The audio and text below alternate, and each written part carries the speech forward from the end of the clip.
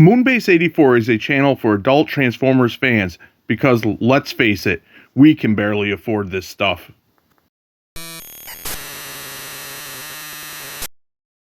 What's up, Transformers fans? I'm Mondo, the Dead Bottomist Prime, and this is another Moonbase84 transmission. For today's video, we're talking once again about Transformers Cyberworld. At New York Toy Fair this year, Hasbro announced that Season 2 for Cyberworld is on the way, as well as revealing some new Cyberworld toys. Those of you who watch the channel know that I like the Cyberworld show and toys for what they are, that being a fun little show and toy line for kids, but if you're a big kid like me, it can be enjoyed by people of all ages. With that being said, I think Cyberworld could be even better if Hasbro cared enough to go all in on it. So today, I'm presenting to you guys my ideas if I were in charge of the Transformer Cyberworld line. But quickly before I do that, on behalf of AAtron and myself, we want to thank everyone who supports the channel by dropping comments, hitting the like button, and subscribing, and all the other YouTube stuff. If you're new to the channel, please consider subscribing and all that jazz, and we would really appreciate it. With that said and done, let's get into the video. And we're going to start off with a question. Where is the Cyberworld tie-in game? The premise of the show, as we were told by Hasbro when it was first announced, is that it's about the Autobots and Decepticons trapped on a planet and would have to compete in video game type challenges, and we do get that in the show, of course. To me, having a video game to go along with the show and toy line is a no-brainer. My guess is that Hasbro wasn't willing to invest heavily on the show and toys until they could see how it was received. Now that they have faith enough in Cyberworld to greenlight a second season and bring out more toys, they would be foolish not to bring in a game along for the ride as well. If I were in charge, I would be seeing the performance numbers, and as soon as the conversation started about keeping Cyberworld going, I'd be on the horn with game developers to get a game made so I could say to the fans, hey, not only is Season 2 coming, so is the game. Now this opinion is going to be unpopular, I imagine, but to me, the game needs to be, of course, fun, but it doesn't have to be the level of quality of like the High Moon War and Fall of Cybertron games. I'm sorry, fellow G1 Gen Xers, it just doesn't. Cyberworld can be for us if we happen to enjoy it, but it's not really aimed at us. I'm thinking something along the lines of an all-ages game that's open world where you take on challenges like the ones featured in the show. Also, there's plenty of opportunity to add challenge we haven't seen in the show. Of course, there would be collectibles and puzzles along with online multiplayer. I'm thinking of a Lego-style game without the building, but if you could transform parts of the world, that would be pretty cool. Season 1 of the show even gives us who the main boss would be, and of course, it'd be Scorponok. Now, spoiler alert, he's defeated in the show, but the bots still can't escape Cyberworld. If I was in charge, I would make sure that was in the end game, because that would leave room for a sequel. Hasbro CEO Chris Cox has said that he wants to put a heavy focus on gaming. It is an absolute head-scratcher that he has a show that has video games as a theme, and there isn't an actual game. At the very least, there should be a mobile game. Now, I have plenty to say about Mr. CEO, but I'm saving that for another video.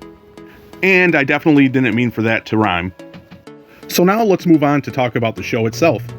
I've said a bunch of times on the channel that I like the Cyberworld cartoon.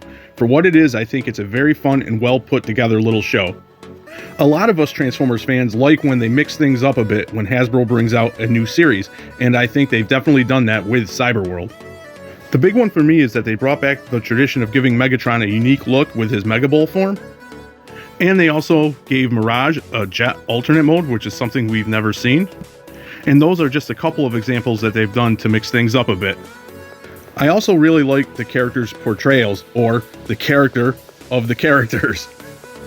Standouts to me are Grimlock and Snarl, no big surprise there, but also giving Optimus a younger vibe, and Megatron's smooth talking but cold personality. Both of those are really cool.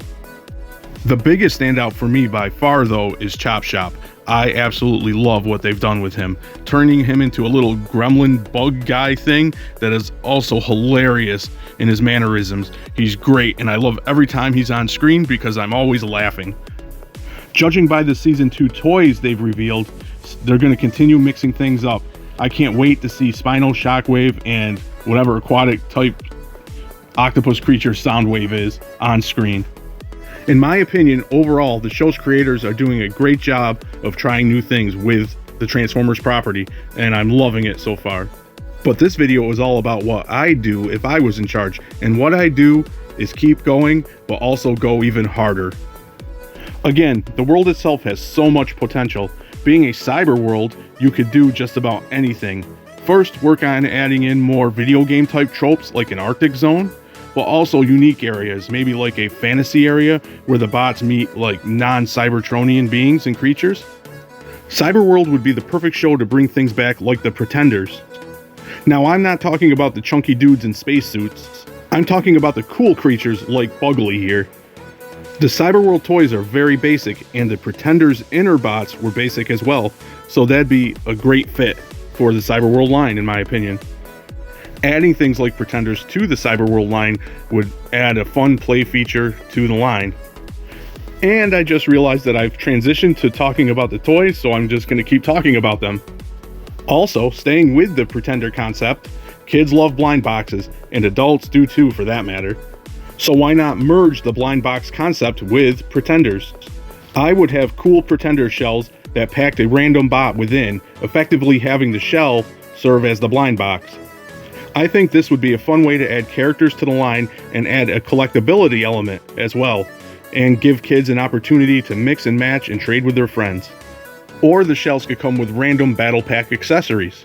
The basic figures come with little to no accessories, but they do have ports on them that can hold accessories, so why not use the Pretender shell blind bag concept to get just random accessories that you can mix and match with your figures? I think that'd be a cool idea. Also, Hasbro has to stop being so cheap. I would start packing the basic figures with an accessory. There's no reason why Prime didn't come with an axe, for example, other than Hasbro, again, being even cheaper than usual. I would also give the figures elbow articulation. The line doesn't have to have collector quality articulation, but it wouldn't hurt Hasbro's bottom line adding elbows. Cyberworld Scorponok serves as a fun, but severely overpriced playset for what it actually is.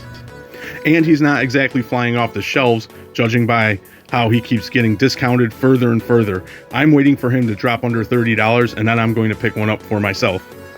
So even though I think he looks pretty cool, and I can see the play value, he's failed as like the centerpiece flagship toy / playset for the line. But that's also mostly due to Hasbro's greedy price gouging. Once again, boo this man. If it were up to me, I'd try again with a flagship playset, but this time I would once again lean into the theme of Cyberworld, and it would be an arena style playset. I'm thinking some type of carrying case so kids can bring it over to their friend's house. It unfolds and it's like a play arena where you can set up different challenges like we see in the show. One example would be that one of the configurations would be something like the target challenge that Bumblebee and Megatron do in like the second episode. So you'd set up the targets and then have like two included like blasters that have like the firing missiles to hit the targets. The arena would also have a scoreboard like the one we see that pops up during the challenges. And of course it would have lights and sound features. I would also include two figures so a kid can open it up, play with his friends or siblings or whatever right out of the box. This is Cyberworld, so I would try to pack in as much interactivity as possible.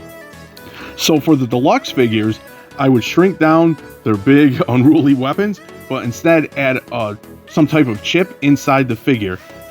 This chip would interact with the playset arena, and it would record your progress or lack thereof in the challenges that you actually play within the set. This would allow you to level up your specific figures that you own. All of this would be able to be tracked and recorded in a Cyberworld app, which would also feature things like mini games, maybe of the challenges that you just did, but for a mobile type game or other challenges from the show. I would also have challenge packs that came with a chipped figure and a new challenge that you can add to your arena. But the challenge packs could also be set up without the arena, so those who can't, maybe couldn't afford the arena could still have some fun with Cyberworld. You might just not get, say, the interactive features with the app. Also, this is very important. I'd make sure that all the stuff I talked about was of decent quality and not the junky play sets companies shove down kids' throats and have their parents buy these days. They're overpriced and they're just a plastic shell. I would do whatever. If I was in charge and we didn't have Mr. CEO, it'd be a decent price for, from what I could sell it for, not price gouge, and be of quality and not junk. I always say kids aren't dumb like corporations think they are, and they recognize quality or lack thereof. If you produce quality toys that are fun and won't require taking out a second mortgage, parents will buy them for their kids, and if the toys are engaging and fun, kids will want to play with them. Very simple concept. I think Cyberworld has done so many things right, but also has so much untapped potential. Every iteration of Transformers is a Generations G1. There's so much opportunity to make Cyberworld a special and memorable introduction to Transformers for today's kids. So that, my friends, are just a few of my ideas if I were in charge of Transformers Cyberworld and allowed free reign. I'd love to hear what you think of my ideas and hear yours as well, so drop a comment below. Don't forget to boo this man. Thank you for all of your support, and as always, thanks for docking.